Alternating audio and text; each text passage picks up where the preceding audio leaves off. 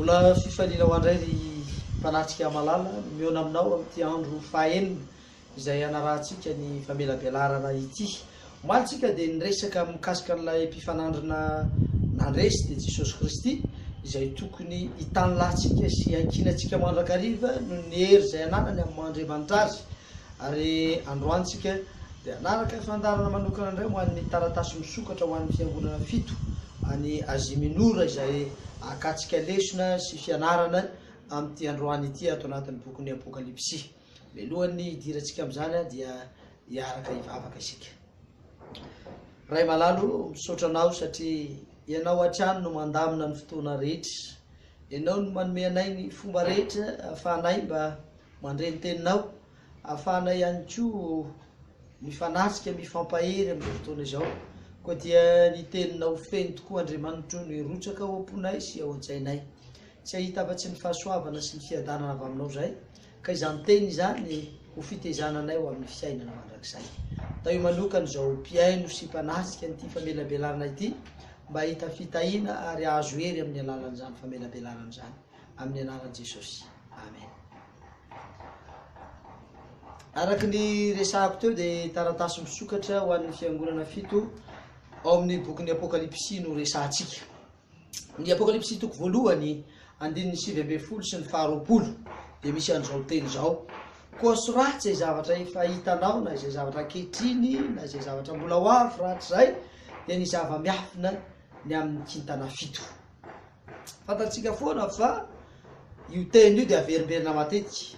Ary tany am-piandohany tsika dia miresaka ny amin'ny hoe fahitana izay nomena ny Jaona izy io, izay nentin'ny anjely naniraka fa fanambarana mivantana avy any Jesosy Kristy ary Andriamanitra ray mihitsy no nanome azy. Raha toy izy nanovaky teny amin'ny Apokalipsy toko voalohany 9:20 dia izy izay efa hitanao teny an-tanako ankavanana sy ny fanaovan-jiro volamena fito. Ny kintana fito dia ny anjely ny fiangonana fito ary ny fanaovan-jiro fito, ny fanaovan-jiro dia ny fiangonana fito. Misy zavatra alefa zany ato ao anatin'ny isa. Raha ohatra ka hijery isika dia misy endrika sary izay azo aseho eto. Misy sary izay hitantsika eto maneho an'ireo fiangonana fito ny fandimby tany amin'ny nosy Patmos, tany Azia Minora azafady, izay hitany Jaona tamin'izy nanoratra ny tiavatra ity dia ny fiangonan'ny Efesosy, ny fiangonan'ny Smirna, ny fiangonan'ny Pergamosy, ny fiangonan'ny Tiatira, ny fiangonan'ny Sardisy, ny fiangonan'ny Philadelphie ary ny fiangonan'ny Laodikia. Ary tena tiana ny manamarika fa iny tanàna izay noresahana teo dia tena mifarana eo Laodikia ny lalana. Tsy misy lalana intsony mitohatra eo Laodikia fa mifarana hatreo izany lalana izany. Ny taratasy ho an'ny fiangonana fito tany Azia zany dia mirakitra hafatra izay nilain'ny fiangonana tamin'ny taonjato ny ainan'i Jaona. Sady io dia hafatra natao an'ireo fiangonana amin'ny taonjato mifandimby aty aoriana ihany koa, izay tena ilain'ny isam-batan'olona mihitsy amin'ny lafiny ara-panahy. Raha miresaka an'ireo hafatra ireo zany tsika, ireo fiangonana fito ireo, dia tsy ho an'ny tamin'izany andro zany ihany fa hatramin'izao vanim-potoana iainantsika izao dia misy akony izany hafatra izany. Ary voarakitra ao amin'ny tantaran'ny fiangonana kristianina sy ny toe-javatra mahazo izay nandalovany hatrany am-boalohany moa ka hatramin'ny farany mihitsy io tantara io. Izay ny lafiny ara-tantara ao anatin'ny bokin'ny Apokalipsy. Resahantsika izay fiangonana fito izay, ary tsara rafitra mihitsy izany fiangonana fito izany. Ary toy izao moa no hevitry ny rafitra izay hitao. Mivantana amin'ny anjelin'ny fiangonana tsirairay avy ny adresin'ny taratasy. Manana anjely ny fiangonana, mivantana makany ny hafatra araka ny namakitsika azy tao amin'ny Apokalipsy toko voalohany teo. Ary ny anaran'ny fiangonana dia manana dikany manokana amin'ny vanim-potoana izay misy azy. Tamin'io fotoana izay nanoratany Jaona azy io, tamin'io fotoana izay nahitany azy io dia izao manana ny tantarany sy ny dikany manokana izany fiangonana izany. Ny anarana entin'i Jesosy isam-piangonana moa dia samy hafa. Arak'izay efa hitany amin'ny Apokalipsy toko voalohany dia misy anarana be dia be lazain'i Jesosy any. Na ny anarany aza zany dia miova. Ka dia ity tantara ao amin'ny resaka fiangonana ity sy ny hafatra ho azy zany dia misy dikany eo anatrehan'ny fahitana iainantsika amin'izao ankehitriny izao, fampiarana azy sy ny zavatra hita tamina noratany Jaona azy. isaky ny taratasy ihany ko dia misy fanakiana anao mampiditra zany zao ny ao anatin'ny resaka ao anatin'ity tantarany fiangonana fito ty misy fanakiana anao na filazana an'ireo clé mahita ao anatin'ireo fiangonana mifandimby reo fa Ismirna sy Philadelphia ihany no tsy mba nahazo fanakianana tamin'ireo fiangonana fito reo zay miavaka ny dimy zany dia nahazo fanakianana avokoa nefa nisy torohevitra ho azy fa ny fiangonan'ny Philadelphia ihany sy Smyrna ireo ihany tsy mba nahazo fanakianana. Misy fampitandremana melony amin'izay zavatra hitranga raha ohatra ka tsy manaraka ny torohevitra zay omena azy ny fiangonana dia efa mampiomaninao zany raha maveriko indray mandeha zany dia zao misy fanakiananao misy torohevitra ao ary misy vahaolana zay omena ihany koa ho an'ireo fiangonan'ireo misy teny fikasana ho an'ireo zay manaraka ny torohevitra kosa ao raha misy zany ny loza ho an'izay tsy manaraka dia misy kosa ny teny fikasana ho an'izay manaraka ary tantarainao amin'ny apokalipsy toko faraka amin'ny roapolo sy roa amby roapolo moa ireo teny fikasana na fampanantenana ho an'ireo fiangonan'ireo resahany zany ao anatin'ny boky eo. Ny andalateny itovizana ho azy fito dia ireto iraisana dia ny hoe soraty ho an'ny anjelin'ny fiangonana any dia tany saitsika eo ny fiangonana izy fito izay manatsofina aoka izy iaino izay lazain'ny fanahy amin'ny fiangonana io teny io zany dia itovizana zavatra iraisana zany hoe ny afatra makany sy ny fampiasana ny hoe zay manatsofo ina dikany hevitra ny hoe soraty io soraty io dia niverimberina 19 tao amin'ny Jaona ny afatra hoe soraty ao anatin'ny bokin'ny apokalipsy raha mamakitsika dia 19 miverimberina ny teny hoe soraty any amin'ny Jaona ary fomba lanitra raha teo moa no mampiasa boky mirakitra n'izany voasoratra toy ny amin'ny fitsarana zany rehefa mamaky ny baiboly isika dia ohatry ny baiko le hoe soraty ary lanitra mihitsy no miampiasa boky mirakitra n'izay voasoratra tahaka nyty tenenanyity hoe ny boky zay fantaritsika fa ao amin'ny fitsarana dia misy karazana boky mbola tsy ho resantsika zany fa raha mijery anareo ny Daniel toko 7 andininy 10 Malaki toko 7 andininy 9 Jeremia toko 2 andininy 20 ny apokalipsy toko 7 andininy 15 ary ny apokalipsy toko 20 andininy 20 misy boky izay mirakitra zavatra ho fitsarana resana ao anatin'ireny. Andriamanitra mihitsy nanoratra an'izay manana ny lanjany indrindra ao amin'ireo boky ireo na ao anatin'ny baiboly tena ny tanan'Andriamanitra mihitsy nanoratra azy raha mijeritsika ny amin'ny Exodosy 7:20 sy ny 1:30 ny Exodosy 2:30 sy ny 9 dia hitatsika ihany koa ny 10 fa tanan'Andriamanitra mihitsy nanoratra an'izay manandanja ilaina ao anatin'ny baiboly ilaina voarakitra tsara ny andaratsoratra hafa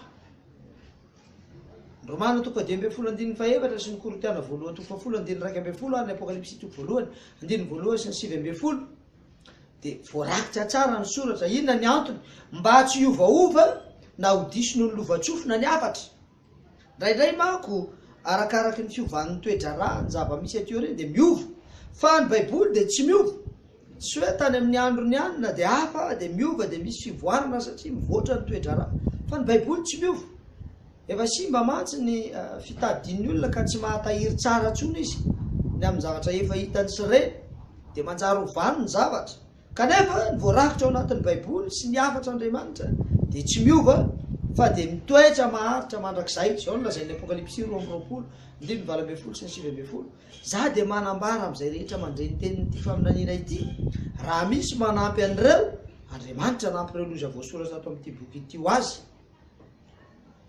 fantatsika zany fa raha ampina ny boky ny ao anatin'ny soratra masina dia Andriamanitra mihitsy ny anampy ny loza dia zao toe raha misy manaisotra amin'ny teny amin'ity boky ity dia hoe soron'Andriamanitra ny anjarany amin'ny azonaina sy amin'ny tanàna masina dia izay zavatra voasoratra ato amin'ity boky ity ny toetra mandrakizay tsy misy fiovana izay soratana ao amin'ny baiboly na ao amin'ny tenin'Andriamanitra ny zavatra sarotra dia azo vakiana matetika sy verimberenana ny fandiniana ny afatra voalaza ao satria tsy mitovy daholo eke zavatra misy ao anatin'ny baiboly misy zavatra moramora takatra kokoa misy zavatra sarosarotra takarina misy lanam-panazava mihitsy aza ary misy amin'izy ireny izay tena tsy takatry ny olona tsy nandinika manokana ny soratra masina kanefa zao rehefa averimbely diniana matetika dia misokatra tsikelikely ny fandiniana soratra masina ny azo antoka raha teo ihany koa dia manampy ny fanahy masina ao anatin'izany zavatra zany tsy nanana boky na afatra ho vakintsika ankehitriny raha ohatra ka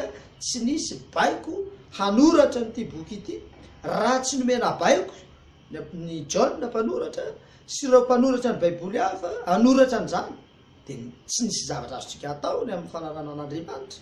Ny Apokalipsy toko voalohany andininy fahatelo moa dia milaza hoe sambatra izay mamaky ka mitandrina izay voasoratra ao anatin'ny boky. Rehefa mandinika ny tenin'Andriamanitra zany tsika ka mandalina azy dia izao mahatonga fahasambarana ho antsika ny famakiana sy ny fitandremana azy. Ny dika izany fa ny tenin'Andriamanitra izay vakitsika arahantsika dia zavatra natao iainana mihitsy mba hatateraka an'ilay teny fikasana hoe sambatra izay mandinika azy. Ny anjelin'ny fiangonana zay ilay teneny hoe afatra nalefa ho an'ny anjelin'ny fiangonana.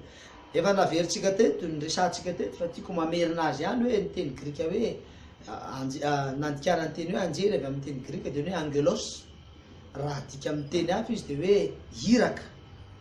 Mafaka mahita an'izany tsika any amin'ny Malaki toko fahatelo andininy voalohany, Matthieu toko voalohany raika ambin'ny folo azafady, Matthieu toko faha raika ambin'ny folo andininy fahafolo, Marka toko voalohany andininy faharoa. Saika nampiasaina io teny io ilazana an'ireo mpitondra hafatra momba ny fahatokavan'ny Mesia. Nampiasaina foana ilay teny anjely hilazana ny hafatra momba ny fahatongavan'i Jesosy.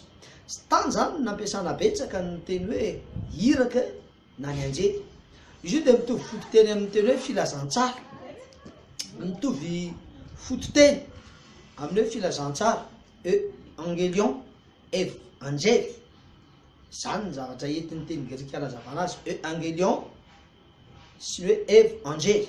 Filazantsara azotsika amin'ny hoe evangely, tenentsika amin'ny teny gasy moa zany tsika gasy izay nampiasa an'izany teny zany hoe evangely, fa ny fototeny avy aminy dia izay noresantsika teo izay. Ny anjely eto dia maneho an'ireo iraka mitory ny filazantsara mba hanomana olona handray an Jesosy. Ary izay moa ny hafatra ny ataon'ny mpitondra hafatra manomana ny olona ao amin'ny fandraisana an Jesosy. Dia izao ilay teny mampitovy azy teo, izay manatsofina aoka izy iaino. Ny sofina no isan'ny vavahady ny fo, ohatry ny maso ihany. Isan'ny retsim-pandremora mampita zavatra ka voarakitra ao anaty ao. Rehefa miresaka hoe ati-doha dia ohatry ny mitovy amin'ny fo ihany ny fomba hitenenana azy. Ary ohatrohatr'izay mihitsy moa ny fomba ilazan'ny baiboly, mitovitovy ny fomba hitenenany hoe ati-doha sy ny fo. Avy eo dia avoakany aty ivelany zany ho lasa fiatsika na zavatra atao, ny zavatra izay enon'ny sofina zany dia mandalo any amin'ny fo dia tonga ho fiatsika. Ny sofina zany dia lalan'ny fahalalana ary koa fahafantarana io sofina io, tena lalan'ny fahalalana mihitsy. Nenge tsika hijeriny amin'ny asan'ny apôstôly toko faharoa andininy efatra ambin'ny folo hoe fanitsangany Petera ka nanao hoe ry lehilahy jiosy izay rehetra eto Jerosalema, aoko ho fantatrareo zao ka enoy ny teniko. Rehefa miteny an'izany ny apôstôly dia tena maniraka mihitsy hoe aoka ho fantatrareo dia enoy ny teniko, zany hoe miainga avy amin'ny fiainona ny fahafantarana. Zay mahatonga ny Apokalipsy izay nandefa ny hafatra mitovy ao amin'ireo fiangonana fito ireo hoe mieno izay manatsofina aoka iaino, satria izay no mahatonga fahalalana ao anaty. Isaia fa 50:1 sy ny 5. Eny ampandrenesy ny sofiko iaino tahaka ny efa mahay, Jehovah tompo nanokatra ny sofiko iaino ary za tsy naditra nanembitra. Fitaovana manokana mihitsy ny sofina eo anatsyan'Andriamanitra mampita zavatra eo amintsika. Tsy azo ampiarana mihitsy ny Apokalipsy toko voalohany andininy fahatelo ary tsy misy vokany le fahasambarana raha tsy amin'ny alalan'ny asan'ny sofina. Tsy tanteraka mihitsy ny hoe sambatra izay miaino ka mitandrina raha tsy miasa aloha ny sofina. Ny fandrenesana amin'ny teny hoe mandre moa dia avy amin'ilay verbe hoe oiro, mandre ny tenenantsika azy amin'ny teny gasy. Fa rehefa velabelarina kokoa dia tonga amin'ny teny hoe obéira le izy. Ny obéira moa dia le foteny og miampy an'ilay verbe oiro dia lasa teny hoe mankato le izy. Hitatsika fa misy fandraisany be dia be mihitsy ny fandrenesana sy ny fankatoavana. Ny fankatoavana dia miantomboka eo amin'ny fiainonan'ny teny, tsy misy zavatra azo ankatoavina raha tsy noenona aloha le tena ianareo zany zao zay mandre sy manaraka zao famila belarana zao de ny azo antoka de zao efa manomboka eo amin'ny dingany fankatoavana ianareo satria mandre fa misy olona nge minima lampitsofony tsy miaino ny ten'Andriamanitra rehefa eritreretiny fa tsy fanaraka am'izay filany sy zavatra ilay hotedaviny tena ny sofiny mihitsy ny tampena fa ianareo zany zay mandresa ady am'tiavana ity de efa ao anatin'ny dingany fankatoavana famitinana ny fietsika tokony ho atao io de aza manamafy ny fo aza minia manampy tsofina isika tsy aeno ny afatra izay lazaina ndao tsika iverina amin'ny apokalipsy toko faharoa ny andininy voalohany ka hatramin'ny fafito afatra ho an'ny Efesosy ny Efesosy moa de nadika avy amin'ny teny hoe mahatsiriritra zay ny tena dikany na koa hoe lay mivelatra Efesosy raha somary ny tantara ara-geografika no resana de zao tanàna lehibe renivohitra tany amin'ny faritanin'ny Roma ary tany ny serana tsambony toerana tena ny famezivezen'ny mpivarotra izy io nisy fivelarana be dehibe mihitsy ity Efesosy ity akoatran'izay de renivohitra ara-pivavahana koa izy ho an'ireo mpanompo andriamanitra hafa zany de taony renivohitry ny fivavahana taony nisy ny tempolin'ny Artemis na le hoe Diana Andriamany bavy eo Efesosy voaresaka any amin'ny asan'ny apôstôly toko 7:5 moa zany taony renivohitry ny fivavahana sampy ny atsaran'ny tempoly de nahatonga azy tamin'izay fotoana zay ho anisan'ireo zavatra fito tsara indrindra teto am'izao tontolo zao na le hoe sept merveilles du monde tafiditra tao anatin'izany i Efesosy tena niavaka izy no itoerana misy azy io sy ny zavatra tao aminy tamin'ny andron'ny empereur Domitien de Efesosy ny renivohitry ny fivavahana empereur tatsika am'izany zany fa miavaka ty tanànan'ny Efesosy ty malaza tao ihany koa ny science na ny fiantsoana velo sy ny fanaovana magie tao nisy an'ilay boky malaza fianarana an'izany magie zany de le hoe Ephesia Grammata lazaina moa zany any amin'ny asan'ny apôstôly toko 8:10 andininy 8:20 sy ny 9:20 ary maro zay nino de tonga ka niaiky sy ny laza ny asany ary maro ny mpanao odiny no nanangona ny bokyny ka nandoro azy teo mason'ny olona rehetra tao Efesosy ny nalaza io olona mpanao magie sy manao fiantsoana velo fa rehefa resy laja ny olona de betsaka ny nanary an'izany boky zany tamin'ny taona 2050 tamin'ny andro Jesosy Kristy no niditra tao Efesosy ny kristianina tamin'ny fitsidihan'ny apôstôly Paoly ny toerana io de niroborobo tokoa ny kristianisme tamin'izany fotoana zany tena nitombo be ao amin'ny asan'ny apôstôly toko 9:20 andininy 9 ka hatramin'ny 10 sy ny toko 20 andininy 1:30 de hitatsika zany tantara zany vokatrizay de lasa renivohitry ny kristianisme no nitsahatra tsy ho izany intsony Jerosalema no niady ny fanaovan'ny Romanina sy ny Jiosy tamin'ny taona 20 de tao Efesosy ny lasa renivohitry ny kristianisme i Efesosy lay renivohitry ny fivavahana sampy rehefa tsy Jerosalema intsony no tonga ho renivohitry ny kristianisme no niady tao Roma tamin'ny taona 20 dia lasa i Efesosy ndray no zany renivohitry ny fivavahana kristianisme izany no ny ravy Jerosalema de John ny voalaza fa tompony andraikitra tao Efesosy ary de tao izy mara-pahafatany tamin'ny voalohandohan'ny taona faharoa teo eo ary teo Efesosy zay foiben'ny fanompoanany empereur Domitien no nakana azy ho sesitany tao amin'ny nosy kely Patmo hitatsika am'izany zany ny zava-dehibe raketin'ny tantara atao anatin'ity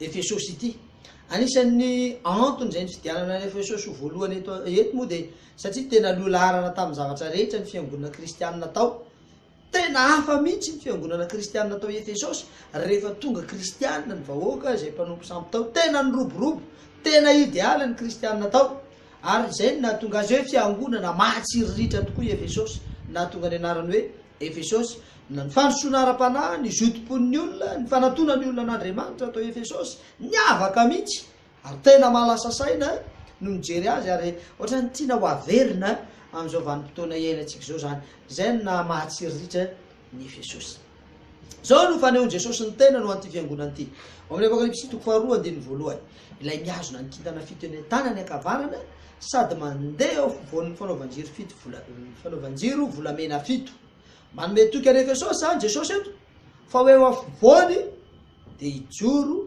hiaro azy mihitsy Jesosy eo ampovoan'ny fiangonana mihitsy ary miaro azy zay ny filazan'i Jesosy ny teniny ary averimberiny Jesosy amin'ireo fiangonana fito io teny hoe fantatro saka miresaka koa Jesosy de mamerimberina zany fantatro satria nahoana mahalala ny zavatra rehetra tokoa nge Jesosy mahalala ny zavatra rehetra izy tsy misy miafina aminy ninninona manana maso fito sy ny fanahy fiton'Andriamanitra zay ny filazan'i Jesosy azy manana ny maso fito sy ny fanahy fiton'Andriamanitra Apokalipsy 5:5 milaza an'izany fantany hatramin'ny tsy ambaratelo ny fahafatesana lazaina amin'ny Apokalipsy 1:9 mafantatra zavatra Jesosy ary rariny izy raha miteny isaky miresaka amin'ny fiangonana hoe fantatro mamerimberina an'izany izy Apokalipsy 2:2 sy ny 7 ary ny 9 manana faharetana ianao izy ka tsy reraka zay ny afatra ho an'ny Efesosy teny fiderana ary maro ny teny fiderana ho an'ny Efesosy manana faharetana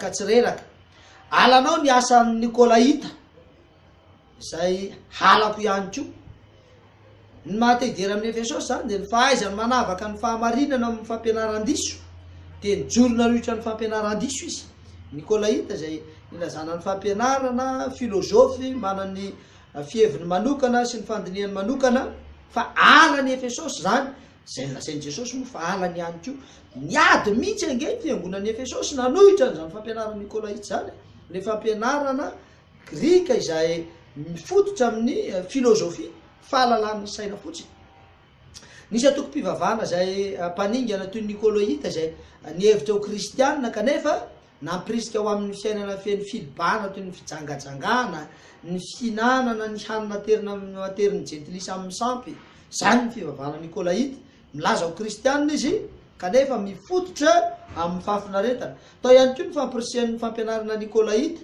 zay milaza fa rehefa lasa kristianina de ampy zay tsy ilaina no fepezin'ny didin'Andriamanitra zany ny fampianarana Nikolaita ary manahirana ary raha lasa anabavy ray aman-dreny malala de zao miverina ange zany am'izao vanim-potoana iainantsika zao miverina efa tonga kristianina de ampy firifiry akory moa no milaza kristianina firifiry kory moa ny olona miditra any am-piangonana firifiry ny olona zay tena manonona an Jesosy ho tompony ary rehefa mba mandehandeha ianao ny lahady eo amin'ny tanàna rehetra zay alianao de zary mangina ny tanàna satria kristianina daholo ny olona ao anatiny kanefa mijanona am'izay maha kristianina izay de manao ny tiana ataony rehetrarehetra nijoro sarotiny koa Efesosy ny amin'ny fahadiovan'ny finoany sy ny fitondran-tena tena mitazona an'izany izy akoatran'izany araka ny Apokalipsy 2:7 de tsy nety reraka sy niaritra ny mafy ireo Efesianina ireo zay nampita sy nanitatra ny asa fitorinan'ny filazantsara manerana amin'izao tontolo izao mihitsy ny Efesianina nge nanao ny ezaka rehetra anaparitahana ny tenin'Andriamanitra tena fohy be sy renivohitry ny fampiroboroboana kristianina tokoa Efesosy tena tao aminy nanao ny ezaka rehetra ho amin'izany fampandrosoana ny afatra izany raha tsika malala zany fa ny Efesiana ny fiangonan'ny Efesosy dia nitombo ary niasa mahery kanefa dia nisy fanajarana tao na izany aza ny toerana nisy azy na izany aza ny zavatra ny ainany de zao lazaina amin'ny Apokalipsy 2:7 niala tamin'ny fitiavana voalohany izy niala tamin'ny fitiavana voalohany tsy salasalana zany fa niady hevitra ara teolojia mikasika ny fampianarana Nikolaita sy ny foto-kevitra narahany no nahatonga ny fiangonana tsy ana-pitiavana ny ena ny fifandraisana sy ny famiram-po ary de niditra ny fifandirana sy ny fifankalana atao amin'ity fiangonana zay nahatsiriritra ity de niala avy tamin'ny fitiavany voalohany Efesosy na tamin'ny fifandraisana tamin'Andriamanitra zany na tamin'ny fifandraisany izy samy izy tao de nialana ilay fitiavana voalohany sy mba ilay nahatsiriritra de lasa fisehoana ivelany sy zava-panao fotsiny no mivavaka ka rehefa tsy misy ny fitiavana de inona indray moa zany ny azo anoloanan'izany fitiavana zany satria miala ao ny fitiavana zao lazain'ny Korintianina voalohany 7:12 kanefa raha tsy manana fitiavana de tsinotsinona inona ny azo asolo ny fitiavana tsisy nininona rehefa tsy misy ny fitiavana rehefa miala ny fitiavana de tsy misy zavatra azo asolo azy tahaka ny nataon'ny fiangonan'ny Efesosy de niala tao anatiny ny fitiavana de inona ny nampitandreman'Andriamanitra azy Apokalipsy 2:5 koa tsarovy izay nitoeranao fony tsy mbola lava de mibebaka manaova ny asanao voalohany fa raha tsy zany de ho avy aminao ka hamindra ny fanaovanjironao hiala tamin'ny fitoerany raha tsy mibebaka ianao zany ny fampitandremana nyraisan'ny fiangonana Efesosy. Ambara amin'ny Efesosy zany reo dingana ho amin'ny fibebahana maro. Tenenin'Andriamanitra taminy tsarovy le zavatra teo aloha de mibebaha. Ary ny zavatra mahalasa saina de ohatran'ny tian'Andriamanitra hapetraka ao amin'ny fiangonan'ny Efesosy mihitsy hoe ianao angely tsara teo aloha, tsarovy zay nitoeranao fony tsy mbola lavo. Tokony ho tsarono ny fomba nandraisana ny Kristy tamin'ny voalohany, tokony ho eritreretiny zany. Zasy ianao koa angely kristianina malala de tokony ho zany. Nanahoana ianao ny fomba nandraisanao ny Kristy? Ahoana ny tena nitoeran'ny Kristy tao anatinao? Toy izany koa ilay firedaredana voalohany tao Efesosy, de tokony ho tsapanao koa ny firedaredanao tamin'izany hoe vao tonga kristianina izany. Raha atao amin'ny teny hafa de ilaina no mifoha amin'ny torimaso ara-panahy. Zay zavatra mampatoritory atsika amin'ny fanarana an'Andriamanitra ilaina no mifoha amin'izany. Toy ilay zanak'adalana atsiaro ny iverina any amin'ny rainy. Fitodian'ny sainy zany ka miala amin'ny fahotana izay nahalavo. Ilaitsika zany. Ilaitsika ihany koa zany mieritreritra ny amin'ny hoe nanahoana moa ahoana nandraisako n'Andriamanitra. Ka dia nampitana ny Efesosy zany Jesosy fa hamindra ny fanaovan-jirony izy hiala amin'ny fitoerany raha ohatra ka tsy mipepaka. Rehefa tsy ao ilay dinga ho amin'ny fieritreretana ny fahatsarana teo aloha, ho fandinihana an'izay hafanam-po teo aloha dia ho alàna ny fitoeran-jio. Vokatra zany dia afindra amin'ny hafa izay omen'Andriamanitra handraikitra hitondra ny fahamarinana.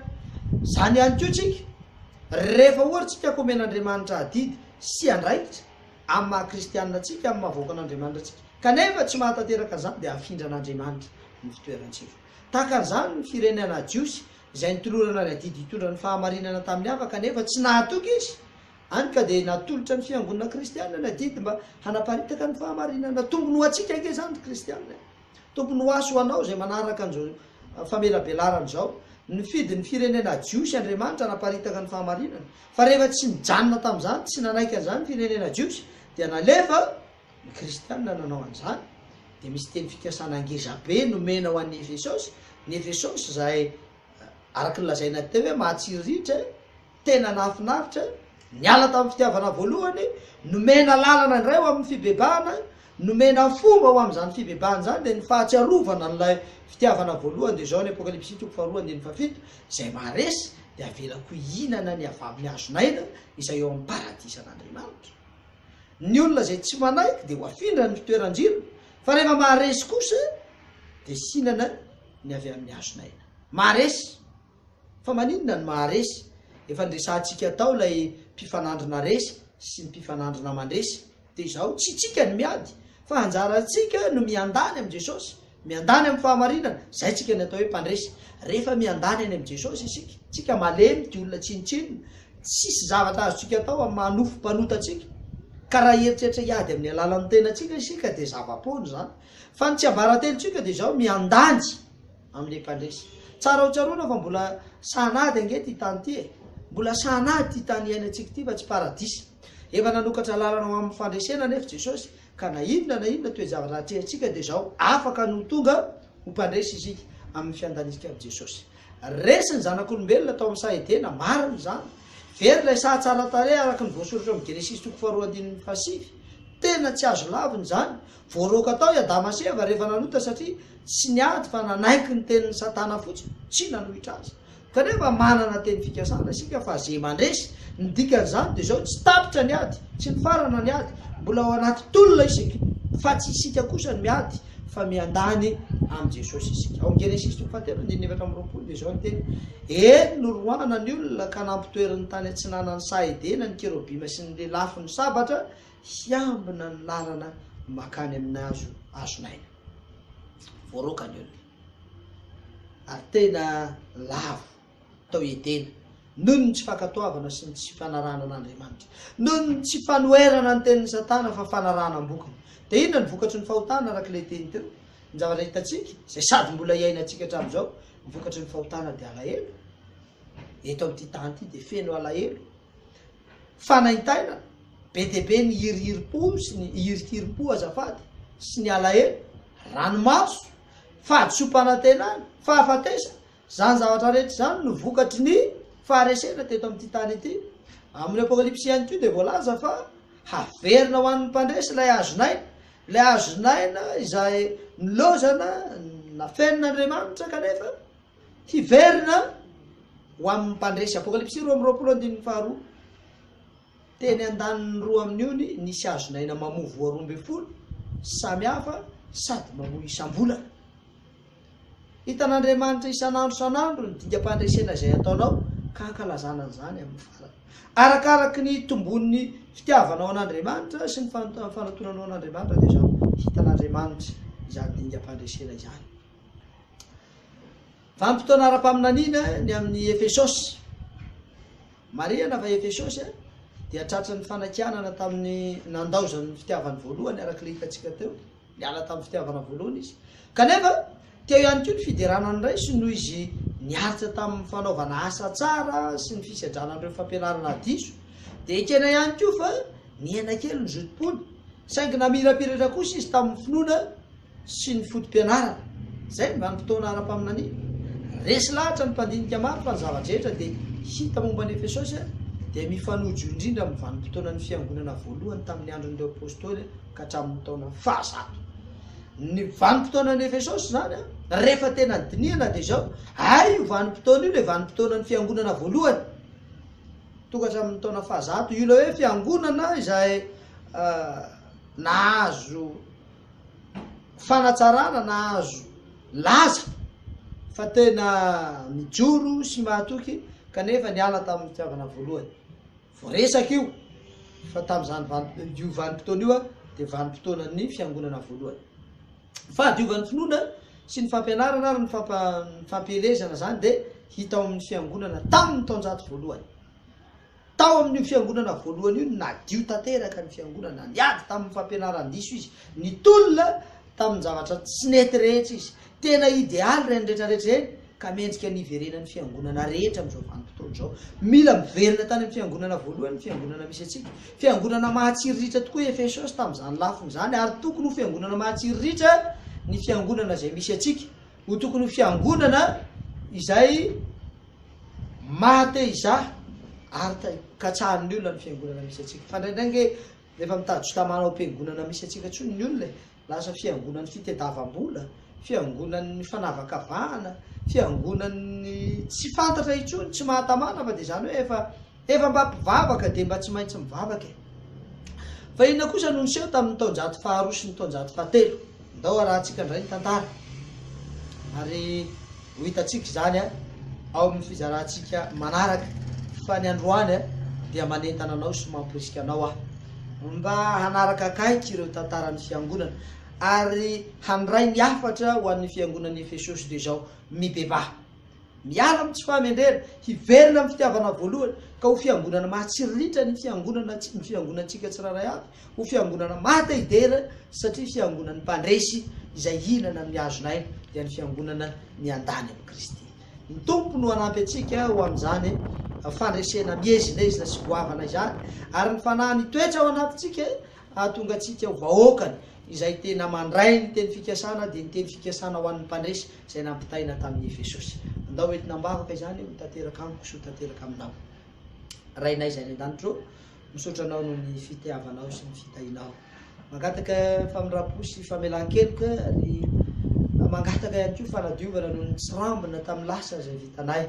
Fa amin'izao sisa izao Andriamanitra tanterao aminay ny teny fikasanao izay nomenao ny fiangonan'ny Efesosy mba ho tena ho mpandresy tokoa izahay ary mba ho tena hiverina amin'ny fitiavana voalohany ary anisan'ny hinana amin'ny azonaina dia ilay efa homanina mandrakizay.